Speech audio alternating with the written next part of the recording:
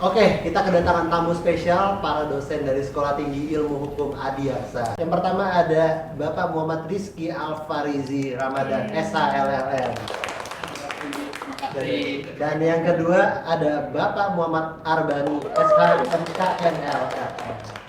Yang ketiga ada Bapak Fikri Aulia Asegaf, SHLLM. Dan yang keempat ada Ibu Adila Mei Tiara Intan, SHLLM. Yang kelima ada Ibu Syarifah Reihana, SHLLM. Oke, dan di sini langsung saja ada berapa? 1, 2, 3, 4, 5 mahasiswa STIH Adiaksa yang akan bertanya langsung kepada dosen-dosennya. Mungkin kita mulai langsung ya, Bapak-bapak, Ibu. Jadi ya, yang pertama mungkin untuk Bapak Rizky dulu. Apa spesialisasinya di bidang apa, Pak? Kalau saya itu spesialisasinya kebetulan di bidang perlindungan data pribadi dan hukum teknologi, kebanyakan di bidang itu. Oke. Tahan dulu tuh. Oke, saya izin bertanya sedikit ya Pak. Mungkin kalau data pribadi itu ini hukumnya tuh gimana sih Pak? Maksudnya apa kepentingan yang harus dijaga dari data pribadi? Ya, data pribadi itu sebenarnya data yang krusial ya. Kenapa disebutkan dia data yang krusial? Karena kalau dulu mungkin orang terkenalnya mengenai oil, sekarang itu data itu sebuah hal yang krusial karena dia bisa bernilai jutaan. Jadi data pribadi kau, misalnya kamu suka makan apa, ketemu sama siapa, suka nonton film apa, kemudian kamu pergi sama siapa, itu data pribadi kalian, dan itu nilainya besar karena bisa buat perdagangan itu sangat besar gitu. Jadi penting sekali untuk dilindungi dari aspek itu.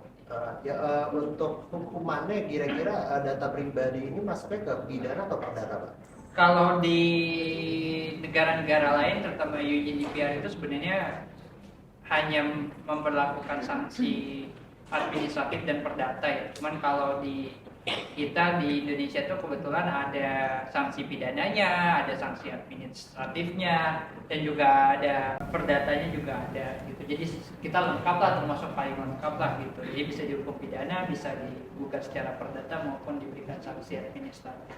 Berarti kalau data pribadi kan ya dicolong orang lah berarti kita Pak, salah satu data kita. Untuk perdatanya kira-kira buat prestasi atau PMH Pak? Mostly kalau misalnya mengenai data pribadi ya, kalau misalnya ada penyalahgunaan data pribadi, misalnya contoh datanya Mas Aryo dipakai untuk daftar judi online gitu ya, daftar pinjol gitu untuk oleh pihak-pihak lain. Nah itu mostly kan bisa digugat secara perbuatan melawan hukum gitu. Dari kerugian imaterial berarti Pak? Bisa kerugian imaterial maupun kerugian material. Mungkin ada contohnya nggak sih Pak yang gitu-gitu tuh? Kalau di Indonesia sejauh ini belum benar-benar diinikan ya, belum benar-benar ditegakkan. Tapi kalau di kasus-kasus di dunia nyata yang di luar negeri itu ada kasus yang terkenal tuh kasusnya Google, di mana Google tuh dijatuhi denda oleh otoritas perlindungan data pribadinya Perancis sekitar 50 million euro atau sekitar 57 juta billion dollar gitu ya, million dollar sorry. Itu luar biasa ya, karena menyalahgunakan data dan adanya penggunaan data yang tidak transparansi atas data usernya. Berarti untuk di Indonesia sendiri itu belum ada ya Pak? Sejauh ini belum, karena di Indonesia ini juga seharusnya pasca undang-undang perlindungan data pribadi itu ada, harusnya segera diterbitkannya PP pelaksana dari undang-undang tersebut, dan harusnya segera dibuatkan institusi atau agensi baru yang independen yang bertugas untuk mengatur mengawasi masalah perlindungan data pribadi itu sendiri. Cuman saat ini dua-dua itu belum ada, mungkin masih ongoing proses mengenai PP-nya, tapi kalau misalnya nanti insya Allah udah ada, ya mungkin bakal ada lebih banyak gugatannya. Mungkin kita beralih ke pidana dikit nih Pak. Kalau pidananya apa Pak? Kitab apa? Oh, kalau pidananya ya, karena undang-undang data pribadi ini nggak cuma mengatur aspek pidananya di undang-undangnya secara khusus, tapi juga ada beberapa ketentuan yang berlaku di undang-undang ITE gitu ya. Nah itu lumayan sih, sanksi pidananya itu bisa sekitar 6 miliar denda administratifnya untuk perusahaan ataupun perorangan, dan juga rata-rata tuh hukumannya di atas 5 tahun gitu. Itu sangat berat menurut saya dan sangat berdampak lah terhadap para pelakunya. Oke, mungkin terakhir Pak, bisa nggak Bapak kasih pesan-kesan untuk para pelaku tindak pidana ini Pak? Ya, Kamu hati-hati ya, nanti kamu saya denda, tidak ada yang immediate-nya loh. iya sebenarnya sih gini ya, gak cuman para pelaku ya, terutama kalian hati-hati nih, bagi kalian yang masih muda-muda yang suka mendoxing ya, doxing data pribadi orang itu bisa juga terkena undang-undang data pribadi ini. Jadi kalau para pelaku ya udah ada kepolisian dan kejaksaan lah insya Allah yang menegakkannya. Siapa menegakkan, jadi hati-hati lah ya. Ya. Untuk pidana 6M, Ya, kurang lebih paling besar 6M. untuk perdata, wah itu kita bisa hitung. Ya. Oke, sekian. Thank you ya Pak. Ya, terima kasih sama-sama. Oke, mungkin. Oke, kita lanjut ke narasumber kedua kita. Kali ini akan ditemenin teman saya. Siapa Mbak namanya? Tasya. Oke, Tasya silakan. Oke, aku mau nanya ke Bapak Arbani. Bapak spesial di bidang apa? Jadi S2 terakhir saya itu di bidang HAM, jadi Human Rights, Security, sama Diplomasi. Oke, terkait HAM ya Pak. Bagaimana menurut Bapak tentang kasus Taman Safari atau Oriental Circus Circus Indonesia? Poci. Jadi sekarang ini kasus Poci Oriental Circus Indonesia mulai lahir kembali setelah 20 tahun redup. Ya.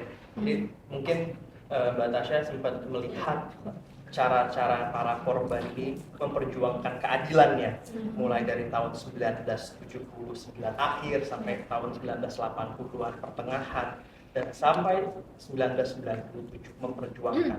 Tapi mungkin Mbak Tasya harus ingat pada saat mereka memperjuangkan belum ada Kementerian Hukum dan HAM. belum ada Undang-Undang HAM nomor 39 tahun 1999 belum ada. Jadi mereka memperjuangkan haknya atas landasan apa? Nggak ada landasannya, jadi susah ya. Nah, mereka memperjuangkan, bahkan waktu itu ada tim untuk membentuk fakta-fakta dari lapangan. Ditemukan memang terjadi kekerasan, terjadi eksploitasi, yaitu sekarang itu dikenal dengan modern slavery, eksploitasi pekerja.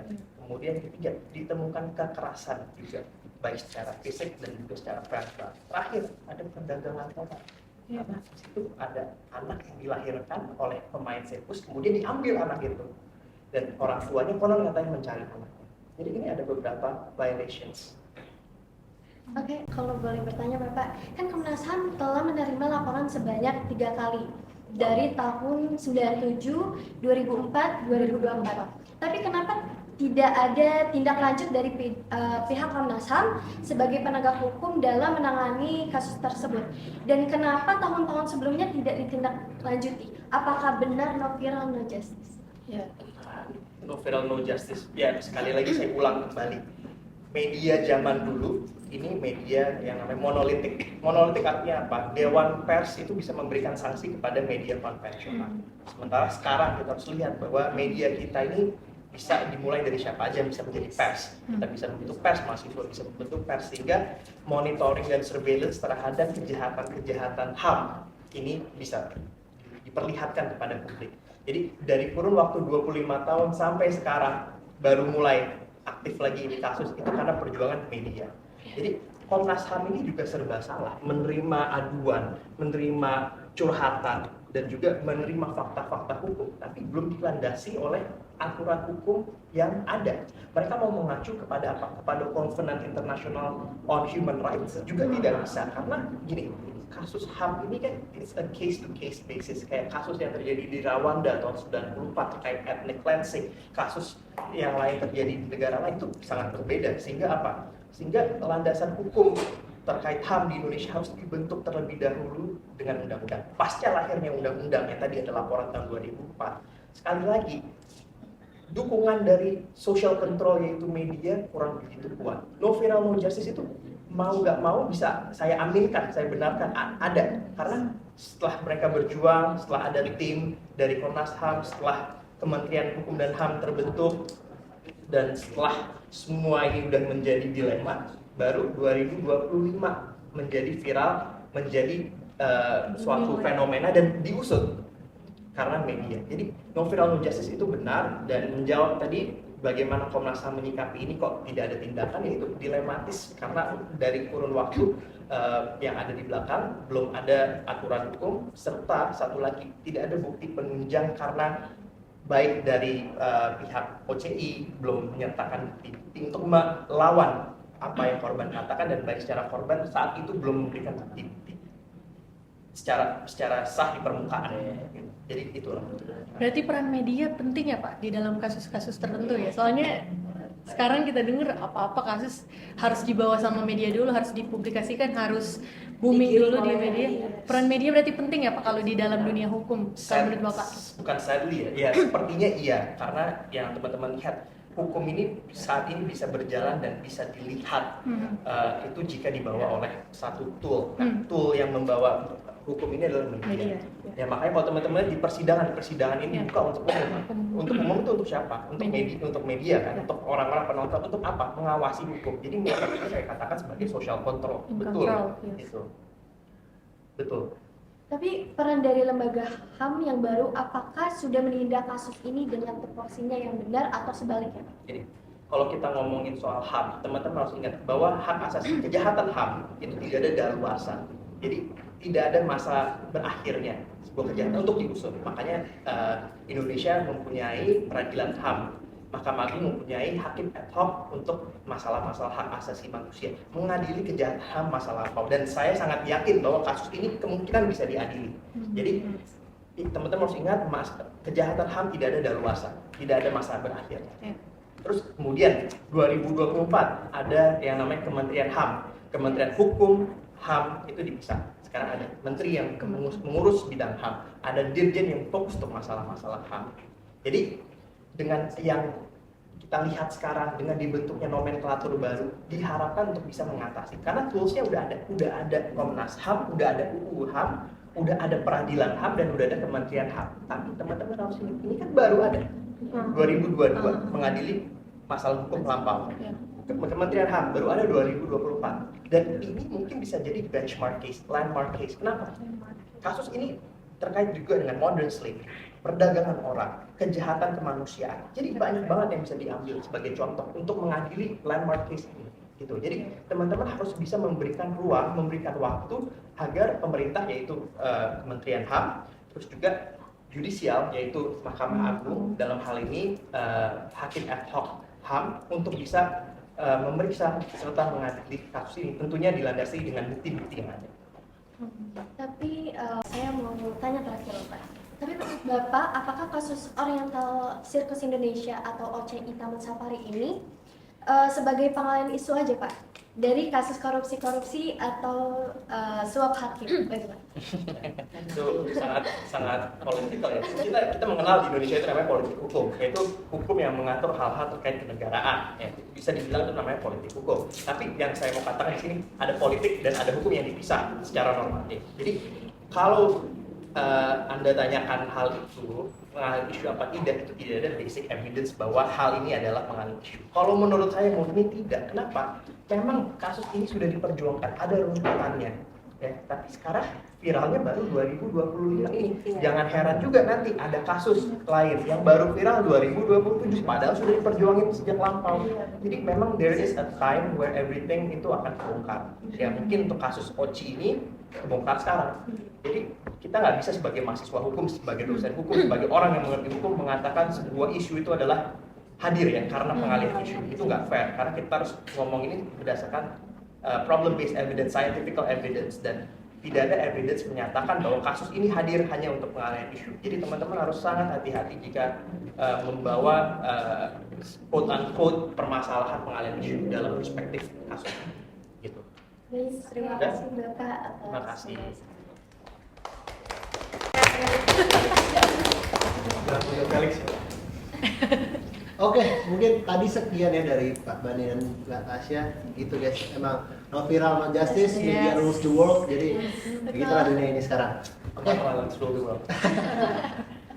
jadi memang kalau pelanggaran HAM terus dijunto viral itu yang 97 itu tahun berapa lagi? 2004, 2004 baru naik soalnya dia udah viral. Iya. Oke, kita lanjut ke narasumber ketiga. Ada Bapak Fikri Aulia Asegaf SHLRM dan ditemani teman saya, Renata. Silakan, Mbak. Ya, sebelumnya izin Pak Fikri, saya mau tanya, Pak Fikri ini sebagai spesialis di bidang apa Pak?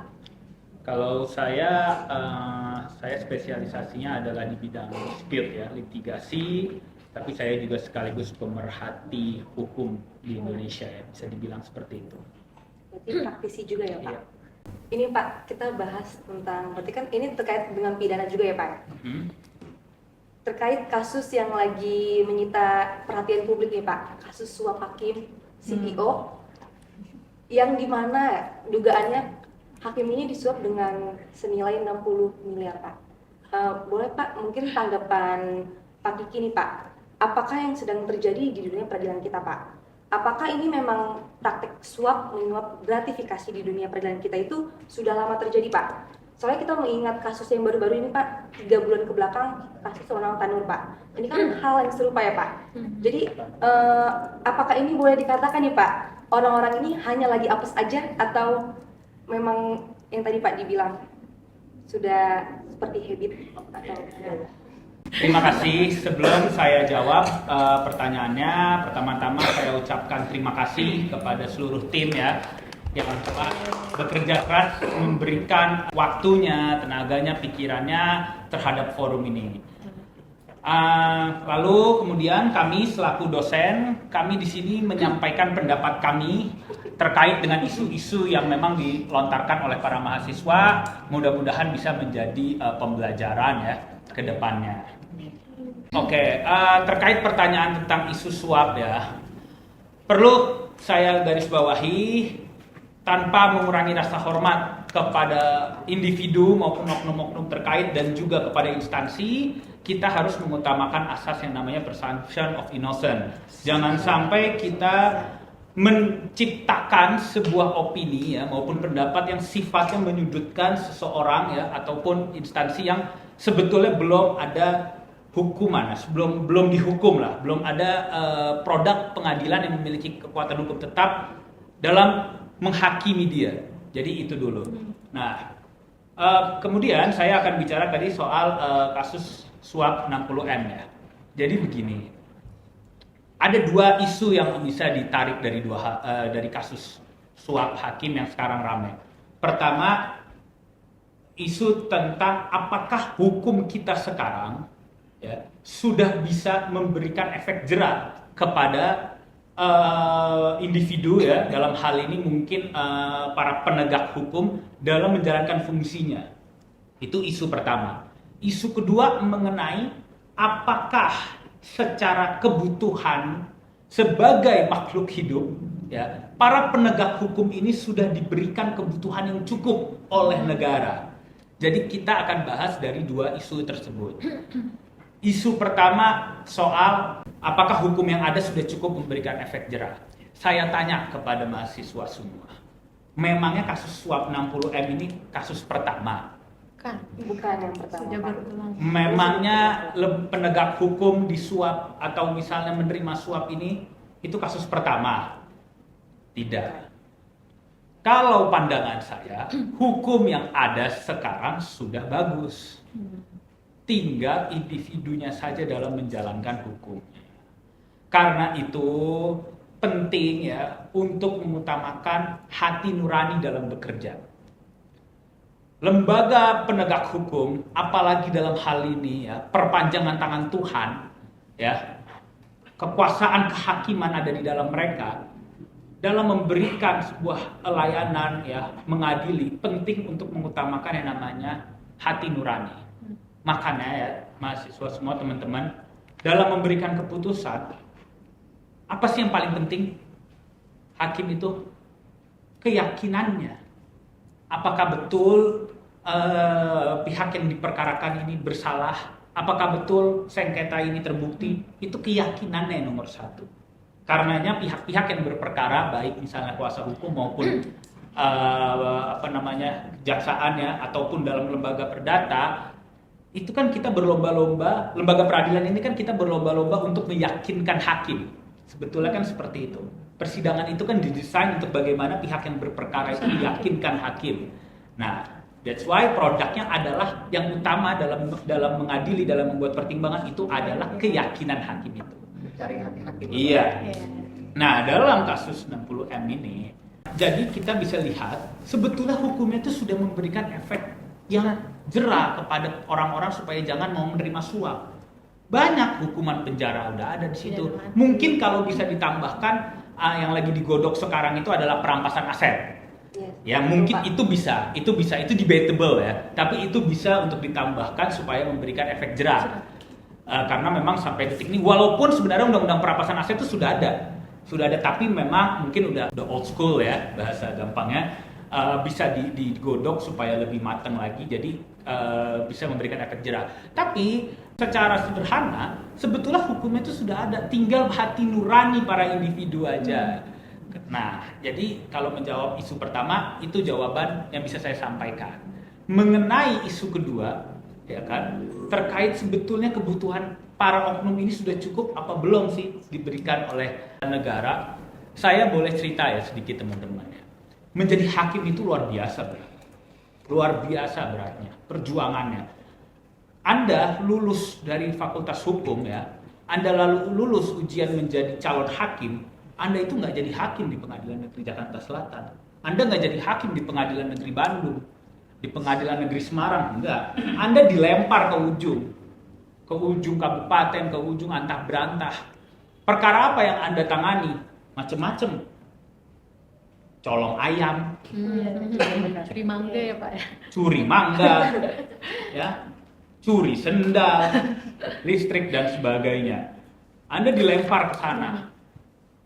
Di sana apa hiburan yang Anda lihat? Anda sendirian di sana. Bertahan begitu lama, baru di umur 50 tahun mungkin Anda bisa masuk ke kota besar. Nah, perkaranya hakim itu mungkin ya lebih tinggi daripada badannya. Nah, jadi kalau bisa saya sampaikan, makanya mungkin banyak ya hakim yang mau menerima suap karena mungkin secara kebutuhan personalnya dia nggak tercukupkan, sehingga dia lihat saya ada kesempatan ya dalam tanda kutip ya, saya bisa manfaatin itu. Jadi ketika saya keluar, nah pun saya ditangkap misalnya ya, terus nanti saya keluar, saya masih punya quote-unquote tabungan. Mungkin itu jawaban yang bisa atau pandangan saya yang bisa saya sampaikan. Nih Pak, menarik banget Pak. Berarti kan ada dua isu nih Pak. Yang pertama tadi tentang efek jera, yang kedua ini tentang kebutuhan penegak atau hakimnya Pak. Oke, itu sekian dari Bapak Fikri dan Nah, gitu lah guys, hakim. Kalau lifestyle tinggi, sorry nih, nggak jadi terlalu bahaya. Lanjut ke yang selanjutnya, yang keempat ada Ibu Adila Meitiara Intan, akan ditemani oleh teman saya langsung, Bapak Ibnu. Bang, silakan. Selamat sore menjelang malam, Miss Ara. Saya Ibnu Rizky. Pertama-tama ingin menanyakan terlebih dahulu tentang apa sih spesialnya Miss Ara di bidang apa? Sebagai dosen. Oke. Jadi sebetulnya saya itu peminatan dan kekhususannya itu lebih ke hukum ekonomi, baik nasional maupun internasional. Nah, tentang ekonomi nih Bu, khususnya di bidang antara ekonomi dengan internasional. Iya.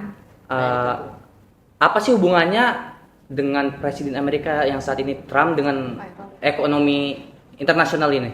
Oke. Jadi sebetulnya ini bukan yang pertama kali Trump membuat keputusan yang seperti ini. Memang Trump itu sangat bangga sangat nasionalis ya, sangat bangga sama negaranya. Jadi slogan dia dari pemerintahan dia sebelumnya juga sama, Make America Great Again. Nah, menurut dia yang membuat mereka tidak great again adalah ketergantungan mereka terhadap negara-negara lain gitu. Jadi oleh karena itu menurut mereka oke, kita cut ties lah sama semua negara-negara lain, nggak usah ekspor. Kita bisa kok, kita bisa produksi sendiri, kita bisa ini, udah nggak usah ekspor. Kalau misalnya barang-barang mereka mau masuk ke kita kasih additional tarif.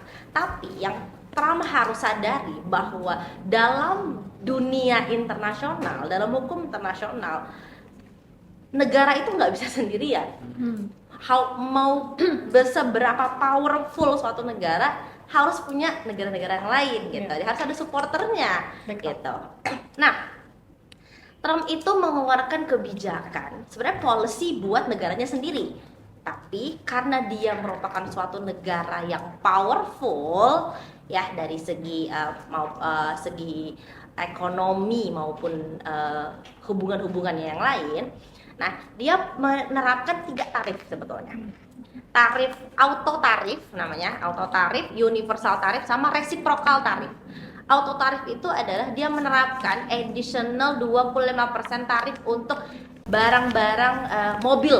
Jadi mobil-mobil ekspor itu lebih mahal dibanding mobil-mobil impornya dia, karena dia juga bisa bikin mobil gitu. Yang kedua, memang secara keseluruhan dia pukul rata, tambah lagi ya 10% gitu.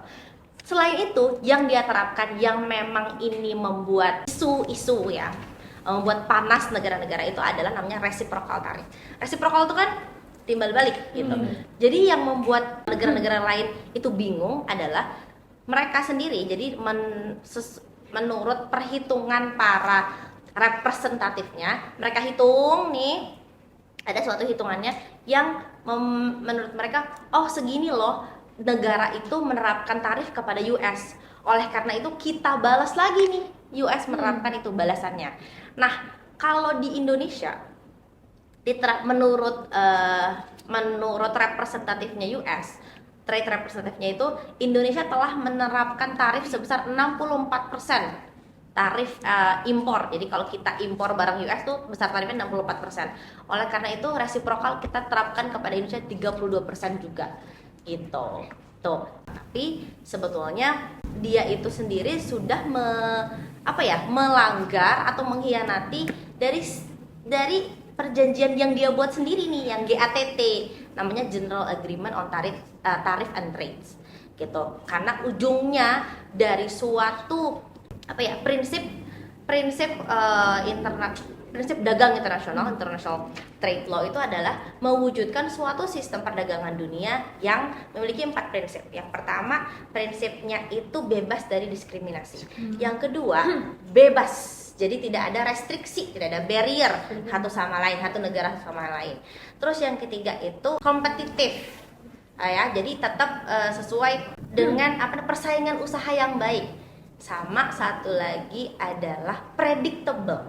Kalau kita melakukan suatu investasi atau kita mendirikan suatu perusahaan, pasti kita bisa mempredik, kita di sini kira-kira untung segini, ya kan? Kita sudah bisa memprediksi nih risiko-risiko apa yang bisa terjadi. Nah, kalau risiko-risiko hukum ini tuh harus diprediksi, tidak bisa terjadi. Jadi kalau kita bikin LDD aja ya, kayak kita nggak usah deh dibikin investasi di negara-negara yang lagi perang, karena apa? Bisa aja tiba-tiba dibom gitu. Jadi itu merupakan suatu predictability. Jadi kalau misalnya peraturannya cenderung mudah berubah-ubah atau tiba-tiba melompat dari satu ke yang lain, nah itu jadinya nggak predictable, dan jadinya suatu perusahaannya kan jadi tidak kondusif secara ekonomi gitu. Oke, terima kasih Miss Ara atas penjelasannya tadi. Pertanyaan kedua nih Bu, saya membaca berita tentang kehadiran QRIS yang membuat Presiden Amerika ini merasa gerah. Oke. Pertanyaannya, apa sih yang membuat gerah ini? Apa sih dampak kebijakan QRIS ini terhadap perusahaan asing seperti Mastercard atau Visa? Oke. Perlu teman-teman ketahui kalau proses transfer uang di Amerika itu tidak mudah, ya. Tidak mudah, sangat sulit gitu ya. Kalau mau transfer uang satu dengan yang lain itu nggak bisa transfer langsung uang. Kita tuh harus kasih cek gitu ya. Cek itu kita kan tidak lazim ya memberikan cek karena itu tidak praktis kalau di Indonesia. Nah kalau di US itu adalah praktik yang yang lazim gitu. Nah, bagi mereka-mereka ini, mereka berpikir gimana ya caranya supaya gampang. Nah, mereka bikinlah suatu aplikasi-aplikasi untuk memudahkan transfer uang gitu, transfer uang. Sementara di kita tuh nggak perlu karena semua bank bisa transfer, as easy as gini aja gitu udah bisa. Nah, di Amerika tuh nggak bisa kayak gitu. Mereka butuh perbankannya memang masih old school kalau kita pinjam, kata Kiki tadi. Mereka kenapa sih itu gerah? Karena QRIS itu merupakan suatu inovasi yang harus kita banggakan. QRIS itu bisa menjadi kayak suatu switching company, teman-teman tahu switching company kan? Jadi dia punya satu pintu dibagi-bagi ke tempat yang lain, gitu. Nah, jadi itu dibuat bukan oleh company, tapi itu dibuat oleh Bank Indonesia, gitu. Itu jadi punya negara, gitu. Dia memudahkan kita. Tadinya kita cuma punya GoPay, terus ada cuma punya Grab doang, iya kan? Dia memudahkan antara merchant dengan konsumen tuh akan mudah gitu. Dengan yang lain-lain, apalagi terutama saat kita COVID ya, yang menghindari transaksi dengan uang gitu. Itu sangat mudah. Nah, sehingga itu juga sempat adanya Visa dan Mastercard itu sebetulnya sudah sering dipakai sama mereka. Memang sudah sedunia lah pakai Visa dan Mastercard. Nah, sekarang itu sebetulnya bukan QRIS aja, tapi kehadiran GPN gitu ya sebagai additional competitor nih untuk Visa dan Mastercard. Karena GPN itu dipakai oleh seluruh bank di Indonesia gitu. Jadi bisa ada Visa, ada Mastercard dan ada debit GPN biasanya gitu. Dan memang itu punya Indonesia dan kita patut berbangga karena kita punya itu yang sebetulnya Amerika nggak punya gitu. Mungkin itu. Oke, terima kasih Miss Ara atas jawabannya yang sangat puas. Oke, tadi kita sudah mendengar kebijakan Bapak, Abang atau Mr. Donald Trump dari Presiden Amerika. Mungkin kita akan lanjut ke selanjutnya ke narasumber kelima kita, Ibu Syarifah Reihana SHLLM. Dan kali ini akan ditemani oleh teman saya Natania Triksi. Silakan. Oke, pertama halo semuanya, Bu Bapak. Kenalin Miss, aku Natania. Oke, it's an honor for me to have this conversation with you. But I heard that you're teaching legal English, right? And so allow me to ask this question in English. I also heard that you're living in Bali, because these topics will talk about the tourists, the visitor, the foreigners that acting up. It's like misusing the kitas, in pretending as an investor, but in reality or in fact, they're just looking for a job in Bali, but with disrespectfully the culture there, or maybe violating the law. What do you think about it, or what is the law saying about that? What is your saying about that, Ms. Reina? Thank you for your question. And it's a really good observation, and it's true. If we see the past events, the past news, especially around 3 months ago, the immigration authorities actually found that there was a lot of foreigners that misuse their investor visa. So they have the kitas, but they're not actually an investor, and they're using that kitas to be able to stay in Bali, in Indonesia for years. They're doing it pretending to be an investor. Making up the law. Yeah, they're actually circumventing the law. But in reality, they're just either overstaying or they're doing jobs illegally. They're doing some of the works. And why have they been highlighted? Why have they been monitored recently? Is a lot of them have started acting up, as you said. Yeah. You can see on the news that they were undressing and coming into temples, desecrating ceremonials, disrespecting the local community and culture. And that's why they were put in highlight. And so when the immigration authorities and the government and the regional authorities started to look into this, they found that there was almost 300, hampir 300 PMA bodong, like perusahaan fiktif. Yes, yeah. And when they looked into that, it turns out that there are perusahaan-perusahaan yang dibikin, perusahaan fiktif yang dibuat in order to make it seem as if they are investing in the company. Oh. Jadi, the scheme is that a lot of them dibuat kayak arranged, ada agent-agent yang arrange untuk mereka biar bisa dapetin kitas sebagai investor, dibuatin perusahaan fiktif, seakan-akan mereka shareholdernya. Tapi kalau kita lihat lagi, if we're looking back at what we learn in company law, untuk foreign investment, untuk foreigner bisa invest di Indonesia, bisa tinggal di Indonesia dengan investor visa, mereka harus punya yang namanya PT PMA. They have to be a shareholder in salah satu PT PMA. Dan itu ada minimum capital injection-nya, yaitu 10M kan. So what they do is they have agents yang membantu falsify the documents. Jadi sebenarnya investmentnya itu nggak ada. Investmentnya nggak ada, dokumennya itu semuanya di-falsified. There's a technically rules, right? Yeah, so there's circumventing the law. Ada law. The law says kalau foreign investor mau invest di Indonesia, mau tinggal di Bali, mau mendapatkan kitas, they have to build a PT PMA yang ada minimal capital injection-nya.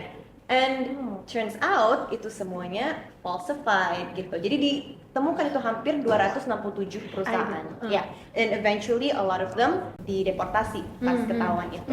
So that's true and it's in the news and our authorities have been doing things about it. Yeah. Yeah. So like the government is making a way for them to mess up with the rule. Like what you say before, there's an agent living there.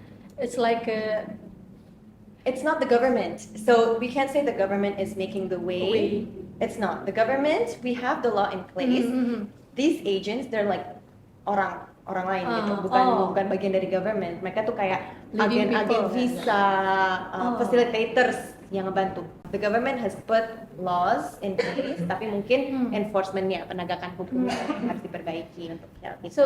So speaking of rules, like for your information, guys, we have Undang-Undang Nomor 6 Tahun 2011 that speak about, or maybe saying about the immigration, but it's not taught deeply about how the tourists act, do, or how they live there. Like, what do you think about that, Ms. Reina?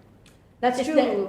Are we need to improve the law or something like that? Yeah, you're right. Kita ada undang-undang tentang imigrasi itu. And kalau kita compare dengan negara-negara lain, mungkin undang-undang ini masih terlalu general ya, masih secara umum. And it's always good to have other laws in place, other regulation in place yang specifically regulate hal-hal seperti bahas, so that things like that won't happen.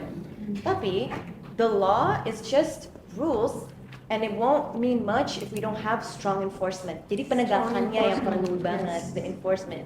So what we need help from the government is to employ or implement stricter implementation enforcement of those laws. For the living people in Bali, right? Yeah. Oh, thank you. Thank you so much, Ms. Reina. That's all. Oke. Thank you, Ms. Reina. Jadi di hari yang spesial ini kita kedatangan tamu yang sangat spesial juga, ya ini Bapak Aderi Ardan.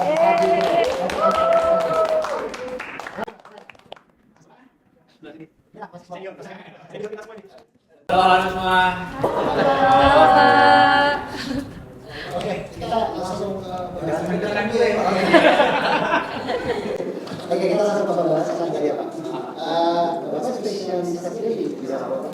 Kalau saya di hukum, di sisi saya di hukum pidana sama hukum acara pidana. Oke, pas banget Pak. Berarti kali ini kita akan membicarakan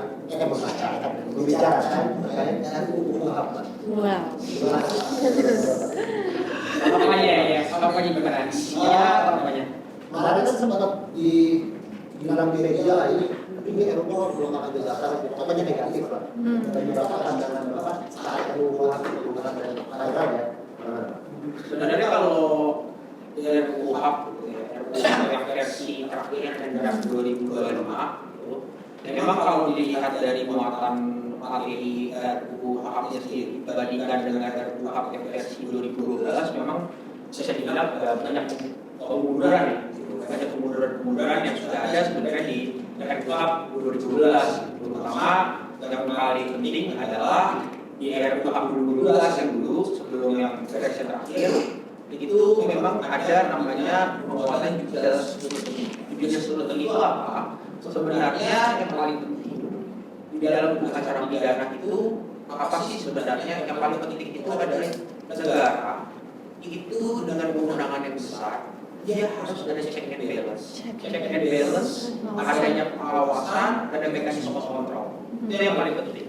Contoh, kalau misalkan masnya, misalkan nih, ditetapkan jadi tersangka, siapa yang bakal ditahan? Siapa sih yang punya kewenangan menetapkan tersangka dan ditahan? Hanya satu, penyidik. Hanya penyidik yang punya kewenangan. Tapi tidak ada mekanisme. Mekanismenya kalau memang ditahan, kalau misalkan ada bermasalah, pembinaan di akhir bisa melalui peradilan. Kalau di KUHP sekarang, dan di KUHP 2022. Tapi kalau yang ideal, sebenarnya ada di 2012.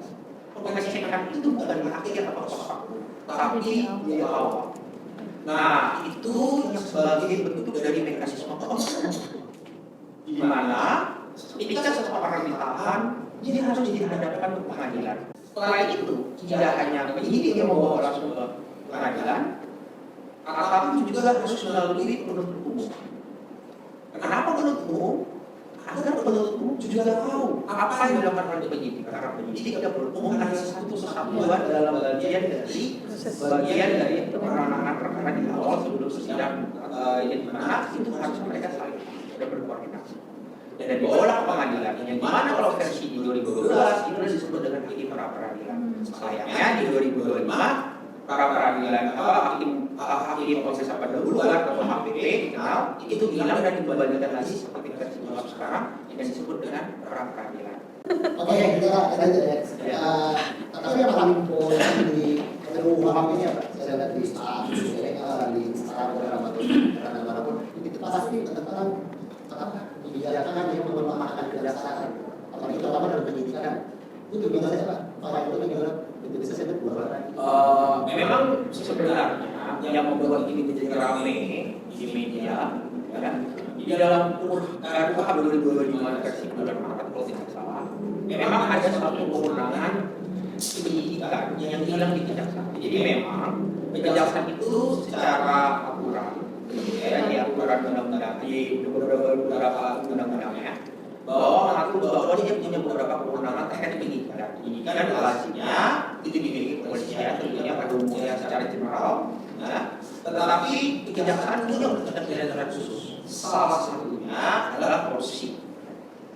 Nah, di versi KUHP 2025 edisi Maret gitu ya, versi Maret, fungsi kejaksaan bisa melakukan penyidikan di fungsinya korupsi itu hilang.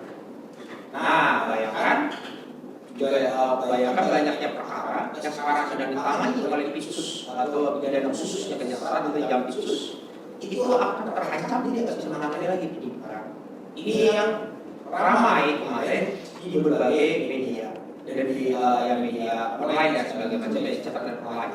Itu salah satu yang paling kemarin masuk di perhatian publik. Walaupun memang di edisi 2025 selain isu bahwa Pisus tidak lagi bisa menyidik perkara korupsi, ini juga masalah adalah integrasinya penyidik penuntutan terlibat dari awal penyidikan itu juga hilang. Dulu di versi 2012 kalau mau upaya pasrah harus jaksa tahu karena jaksa yang bawa ini proses pendahuluan. Jadi jaksa terlibat sejak awal penyidikan. Nah di versi yang Maret 2025 itu hilang. Jadi kembali lagi seperti itu KUHP tahun 81 yang bermaksud. Tapi secara tidak langsung ya, berarti di pidana khusus dia yang dikhusus tadi maksudnya ada membuat perkara berikut sama dia tidak nunggu mau jadi batas dari penyidik. Iya betul. Jadi ibaratnya satu fungsi kejaksaan terkait penyidikan itu khusus yang khusus. Kalau ada satu yang terkait apa bagianan atau kalau masalah pokoknya yang khusus penyidikan itu sangat penting. Hanya pelanggaran berat dan disisakan. Seingat saya ya banyak penyidikan yang bisa dilakukan oleh kejaksaan hanya pelanggaran berat kalau masalah sudah apa. Tapi sisanya itu jaksa tidak bisa menyidik. Jadi ya fungsinya jadi perkara seperti itu akan masuk kalau di kejaksaan akan jadi fungsinya induk. Jadi dia hanya 15 perkara gitu. Oke, mungkin sekian ya Pak ya. Terima kasih teman-teman. Oke, kita menuju segmen terakhir. Ini Bapak diskus ya untuk Bapak Ibu dan teman-teman. Mungkin ada dari penjelasan Bapak di sini tadi, Bapak Arbani, Bapak Fikri, Ibu Ara, Ibu Reina dan Pak Aderi. Mungkin ada yang ingin bertanya teman-teman setelah penjelasan tadi. Ada? Aku punya dua pertanyaan ke Pak Fikri sama Pak Andiri, tapi ke Pak Fikri dulu. Tadi Bapak saya meng-highlight tadi Bapak sempat berkata bahwa hukum yang ada di Indonesia itu sudah bagus. Sudah bagusnya kepada aparat penegak hukum ya Pak? Atau sudah merata kepada seluruh masyarakat Indonesia? Jadi begini, konteks yang saya katakan mengenai hukum yang sudah bagus itu kan terkait dengan pertanyaan yang disampaikan tadi. Nah, ada fenomena terkait suap menyuap ini. Apakah ini karena hukum yang sudah ada tidak memberikan efek jerah? Apa sebaliknya? Kan isunya terkait dengan hal ini. Nah, menurut pandangan saya, sebetulnya hukum yang sudah ada ini sudah bagus. Bisa diperbagus tentu. Tadi contoh misalnya ada revisi tapi sekarang masalahnya adalah individu-individunya, hati nurani individu-individunya dalam menjalankan fungsinya masing-masing. Karena hukumnya sudah bagus, apabila hati nurani individunya bagus, mudah-mudahan bisa jalan beriringan. Nah, yang jadi persoalan sekarang kan pihak-pihak yang punya kekuasaan dalam tanda kutip ya dalam hal-hal tertentu ya tidak menggunakan hati nuraninya dalam menjalankan fungsinya. Sehingga banyaklah kejadian-kejadian yang kita lihat seperti sekarang. Betul. Tapi gini Pak, kita berbicara mengenai abuse of power, mungkin bisa Bapak Ibu dosen membantu menjawab pertanyaan ini. Dalam sepengetahuan saya dari beberapa informasi narasi dari media yang saya baca, dari referensi yang saya baca, bahwa kan RUU KUHP itu penyesuaian pada KUHP nasional yang akan diterapkan pada 2 Januari 2026. Jadi secara mungkin urgent para pemerintahan membuat revisi KUHP ini agar penyesuaiannya dengan kitab undang-undangnya. Nah, di dalam KUHP, saya lupa KUHP atau KUHP ini, aparat penegak hukum tidak diberikan sanksi yang secara khusus ya Pak, karena membicarakan mengenai pidana, tindak pidana yang mereka lakukan, aparat penegak hukum tidak ada yang kayak misalnya secara orang-orang awam atau kita masyarakat itu punya penegasan mengenai contoh tindak pidana yang kita lakukan, tapi aparat penegak hukum di dalam KUHP yang mereka ciptakan sendiri ini atau yang diciptakan ini, yang direvisi ini, tidak ada yang lebih dipertegas kepada aparat penegak hukumnya. Jadi kayak istilahnya masyarakat bisa berbicara bahwa mau revisi berulang kali, mau dirancang berulang kali, harusnya hukum pidana atau RUU KUHP atau KUHP ini lebih kepada strukturnya lagi, harusnya ditingkatkan ke ilmu pidananya kepada aparat penegak hukumnya, tidak kepada revisi undang-undang yang dimana aparat penegak hukum tidak akan mendapatkan hukuman yang jerah atau lebih tegas lagi di dalam RUU KUHP itu Pak. Mungkin ada Bapak Ibu dosen ini. Kan sebagai pakar sebenarnya sih bukan tidak ada ya. Sejak KUHP saat ini juga sebenarnya sudah ada. Sebenarnya kalau ditanya apalagi buku 2 ya, karena KUHP baru itu ada 2 buku, berbeda dengan KUHP yang lama ada 3 buku. Sebenarnya di buku 2-nya, baik buku KUHP baru maupun buku KUHP lama, sebenarnya pengaturan terkait tindak pidana yang dilakukan oleh suatu dengan jabatan tertentu. Jadi sebenarnya pejabat atau apapun lah itu namanya, itu sebenarnya nggak ada. Itu di dalam bab tindak pidana jabatan. Kalau misalkan ada penyiksaan yang dilakukan dengan jabatan, yang dilakukan di dalam pejabat tugas atau dengan jabatan, itu juga ada sebenarnya di KUHP baru. Dan sebenarnya saya tidak ada di KUHP lama. Sebenarnya kalau yang terkait, misalkan pertanyaannya, apakah kalau begitu, apakah seharusnya untuk hukuman bagi pelaku aparat, misalkan harusnya diperberat?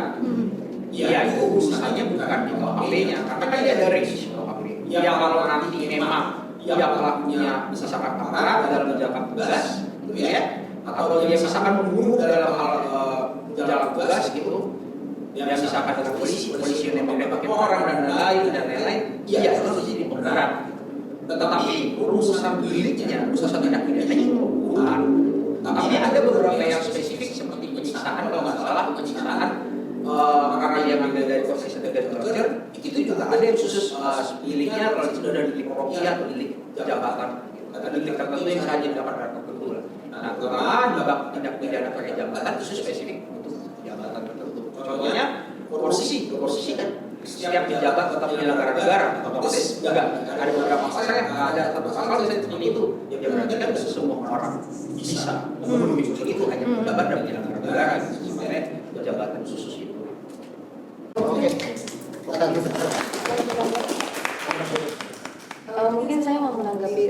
tambahan dari Natania ke Pak Riki. Ke Pak Fikri. Ke Pak Fikri. Ini Pak yang tadi bahas tentang individu dan kekerjaan. Tadi kan Bapak udah dibahas juga peraturannya sudah ada dan sudah bagus ya Pak tentang kekerjaannya. Tapi balik lagi ke individu atau oknumnya Pak. Nah ini saya mau tanya Pak. Berarti kan ini kan ada masalah dari mentalitas oknumnya sendiri kan Pak. Tapi bagaimana sih Pak sistem pengawasannya kepada oknum-oknum tersebut? Jadi pengawasan internalnya Pak. Apa peran lembaga pengawasnya Pak? Kalau bicara peran lembaga pengawas, ya masing-masing institusi ini sudah punya. Nah, bagaimana pelaksanaannya? Ya, kita bisa lihat sendiri kan ada semacam ada laporannya. Tapi apakah lembaga itu sudah ada? Ada. Nah, peraturan ada disediakan ada. Tapi prakteknya tetap ditabrak atau enggak, itu beda case, beda cerita. Ya kan? Jadi kalau pertanyaannya mengenai sebetulnya lembaganya sudah ada sih? Ada. Lembaga peradilan, hakim-hakim punya lembaga pengawas? Punya. Ya kan? Terkait etiknya ada komisi yudisial. Kemarin mungkin teman-teman baru baca berita hakim ada yang dilaporkan ke komisi yudisial. Ya, salah satu case cukup heboh perceraian ya. Dianggap hakimnya melanggar etik karena berbicara mengenai pertimbangannya, sifat rahasia, dia berbicara mengenai pertimbangan di konversi pers. Nah itu terkait etik sudah ada komisi yudisial untuk memeriksa. Ada juga Bawas dari MA yang juga memeriksa. Jadi sebetulnya sistemnya sudah ada. Bagaimana tapi penerapannya? Nah itu aja yang jadi persoalan sekarang ini. Berarti balik ke penerapannya lagi Pak. Ini Pak sama yang tadi ini menarik banget sih Pak. Yang di isu kedua Pak tentang kebutuhan kebutuhan hakim yang sudah diberikan atau bukan Pak. Nah ini ada Pak Presiden kita Pak Prabowo juga telah menyampaikan idenya terkait kasus ini, yaitu untuk menaikkan gaji hakim Pak. Saya mau tanya Pak, apakah ide yang disampaikan oleh Pak Prabowo, Pak Presiden kita ini itu sudah cukup tepat atau seperti masyarakat biasa Pak kayak kita memang gaji hakim itu masih kurang ya Pak? Iya, untuk jadi kebutuhan. soal itu kan janji ya pada saat kemarin kita debat Pilpres, Presiden kita Pak Prabowo menyampaikan janjinya akan meningkatkan gaji bagi hakim. Tujuannya apa? Tujuannya untuk mengurangi atau meminimalisir terjadinya suap-suap di lembaga peradilan. Kalau ditanya kepada saya, pendapat saya itu sah-sah saja dan itu bagus. Karena apa? Seperti tadi saya katakan, kerja hakim luar biasa berat. Banyak sekali case yang dia tangani, ya kan? Perkaranya luar biasa. Jadi perkara A dan perkara B, perkara C itu bisa beda semua.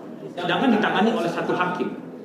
Nah, pekerjaan yang begitu berat tidak diimbangi dengan pendapatan yang proporsional. Pertanyaan saya, layakkah? Kan simpel itu kita melihatnya.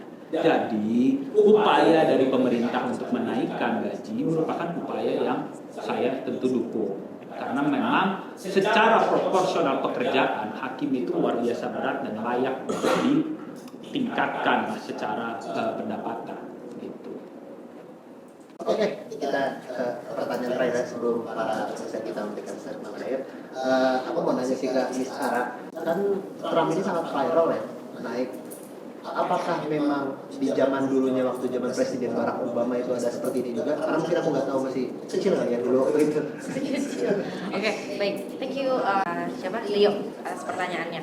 Jadi memang kalau jadi kebijakan setiap presiden itu cenderung berbeda-beda. Kayak kita bisa lihat ya, kebijakan presiden kita satu sama yang lain itu selalu berbeda. Nah, kalau kenapa sih kebijakannya Trump itu kesannya terburu-buru, kesannya kasar gitu ya, kesannya tuh memancing emosi gitu. Nah, itu karena dia merasa seperti yang saya sampaikan tadi, dia merasa bangsanya adalah bangsanya besar, bangsanya adalah bisa melakukan segala sesuatu sendiri. Bangsanya merasa kalau dia malah memutus hubungan dengan negara-negara lain, salah satunya dengan dia memutuskan bantuan-bantuan dana ya kepada negara-negara lain. Nah itu cukup signifikan karena dia merasa buat apa saya ngurusin orang lain, di rumah saya sendiri ini masih banyak yang berkekurangan gitu. Jadi sebetulnya maksud dari tujuan politik atau kebijakannya adalah mengedepankan kesejahteraan dari si orang-orang United States itu sendiri. Nah, tapi kalau ditanya ada nggak sih kebijakan tarif di masa Presiden Obama atau Presiden Biden, ya mungkin ada. Tapi yang sekarang ini sangat penentuan tarifnya itu ada yang bilang satu tidak adil gitu ya, satu terburu-buru, terus juga diskriminatif. Itu kan tujuan utama dari si international trade law, prinsipnya aja udah dilanggar, udah dilanggar, udah dia pakai udah dia diskriminasi terhadap, kalau yang dia nggak suka, negara-negara yang dia nggak suka dinaikin kan sama dia gitu ya kan, terus barriernya ditingkatin sama dia, terus jadi predictability dari suatu bisnis itu jadi nggak ada gitu, jadi hilang semua. Tapi ya pertanyaannya kita kembalikan lagi, apakah ya sama enforcementnya bisa ditegakkan gitu. Dia udah dilaporkan belum? Udah, Kanada udah lapor, Brazil udah lapor, tapi Meksiko udah lapor, sorry. Terus apa lanjutannya? Dia bisa apa gitu? Itu memang mental dan nyali takut dari Presiden Donald Trump ya. Dia mau kena tembak loh, masih kuat loh. Mungkin sekian deh. Terima kasih semuanya. Mungkin akan mendengar final statement dari dosen-dosen kita, terutama dari spesialisasinya mereka masing-masing. Mungkin Ibu Reina dulu boleh? Oke. Boleh. Bu Reina kan ada di dosen legal English ya. Kenapa kita harus why do we have to know about legal English so much, that much? Ya, kenapa kita harus sangat mengerti legal English? Oke. Kita tuh perlu belajar legal English karena we're living in an ever-changing world. Kita terus berkembang. And right now it's a lot of globalization. Jadi banyak banget sekarang juga foreign investment yang masuk. Sekarang kan setelah UU Cipta Kerja and everything, and we need to keep up with the times, keep up with everything that's going on, keep up with investment. Jadi banyak banget kerjasama juga gitu. Kalau kerja mau di company atau di law firm atau apa, kalian akan menggunakan English gitu. So to prepare you all for whatever profession you choose in the future, apapun itu, kalau kalian choose legal, dengan the changing times, mungkin yang lain juga bisa agree, learning legal English will be an asset gitu. Jadi I hope you guys take the class. See you guys. Oke, sekarang ke Miss Sarah. Miss Sarah lumayan dosen favorit guys, banyak atur. Ekonomi dan internasional aja, kenapa misalnya kita sangat memahami ekonomi internasional ini? Oke, jadi ekonomi internasional itu interconnected. Jadi kalau misalnya ekonomi terutama yang dipegang oleh yang tadi dibilang kan, negara-negara adikuasa, negara-negara yang punya kuasa, punya paper lebih kuat gitu ya, bergaining position lebih tinggi, tentunya akan suka nggak suka, terus kita punya hubungan bilateral ataupun tidak, pasti Indonesia ini akan memiliki hubungan lah, akan punya andil, akan terimpaktif gitu sama itu. Jadi sangat penting untuk kita untuk memahami apa hubungan dan apa implikasinya dari ekonomi global terhadap kita, negara kita, baik secara makro maupun secara mikro. Terima kasih. Bapak Fikri, kenapa kita harus mengerti pidana? Ya, jadi terima kasih ya kepada STIH Adiaksa yang telah memberikan fasilitas. Bukan kita harus memahami hukum pidana. Hukum itu dinamis, ya. Hukum itu bergerak. Akan selalu ada perdebatan. Tapi yang penting adalah berjalanlah bersama moral kalian. Ketika kalian punya moral, pasti kalian bisa menjadi penegak-penegak hukum yang insya Allah amanah. Nah, jadi tumbuhkanlah moral itu sedari kalian belajar, supaya ketika nanti kalian masuk ke dalam kehidupan yang profesional, kalian sudah punya modal. Jadi ketika kalian digoyang, kalian tetap kuat. Itu aja mungkin untuk dari saya. Oke, Bapak Arbani, kenapa Pak soal tahap? Tahap betul soal tahap ini. sebagai mahasiswa, khususnya mahasiswa Fakultas Hukum, teman-teman harus menjalankan peran teman-teman untuk menjadi pengawas HAM. Jadi teman-teman sudah belajar hukum terkait dengan HAM, teman-teman juga sudah tahu di Indonesia ada Mahkamah Agung dan juga ada hakim ad hoc HAM, serta ada Kementerian HAM, ada Komnas HAM. Teman-teman harus bisa membantu orang-orang yang tidak tahu hukum untuk dapat menjaga HAM, yaitu menjaga hak asasi mereka. Jadi teman-teman harus menjalankan peran sebagai mahasiswa Fakultas Hukum untuk mengadvokasikan HAM, untuk bantu mengawasi teman-teman atau masyarakat yang tidak mengetahui hukum dan menjalankan peran teman-teman sebagai mahasiswa hukum. Mungkin itu saja. Oke, Bapak Rizky, tadi kan data pribadi dan kita banyak masalah data yang mungkin kenapa kita harus memahami hukum perdata, Pak? Kalau hukum perdata itu karena perdata itu cakupannya luas. Tapi kalau untuk konteks khusus perlindungan data pribadi, kenapa itu urgent dan penting? Karena itu banyak menyangkut data-data kalian pribadi yang mungkin dapat disalahgunakan atau dipergunakan untuk hal yang tidak baik, bisa untuk mengancam, doxing dan segala macamnya. Dan saya himbau khusus ya untuk mahasiswa, kalau kalian bisa putus sama pacar atau apa, jangan di doxing ya, jangan di doxing data pribadinya karena kalian berpotensi untuk diproses secara pidana maupun perdata. Kita jadi video, Pak.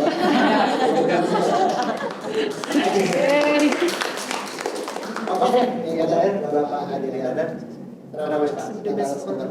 Hukum acara pidana. Khusus mengerti hukum acara pidana. Ini punya cita-cita jadi APH nih, Pak. Biar kenapa harus mengerti hukum acara pidana? Sebenarnya bukan soal APH. Kita harus mengerti hukum acara pidana biar kita tidak, agar negara satu tidak abuse dan kita tidak merasakan abuse dari negara. Kenapa?